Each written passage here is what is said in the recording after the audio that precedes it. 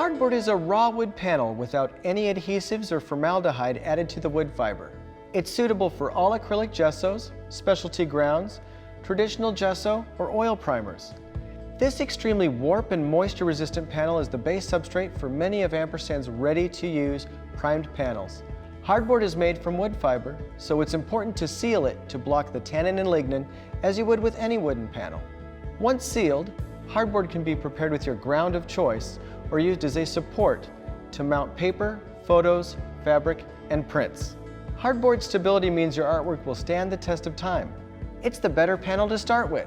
Hardboard is available in sizes ranging from 5x7 up to 36x48 inches and is offered as a 1/8 inch flat panel or as cradled panels with 3/4, 1.5, and 2 inch depths.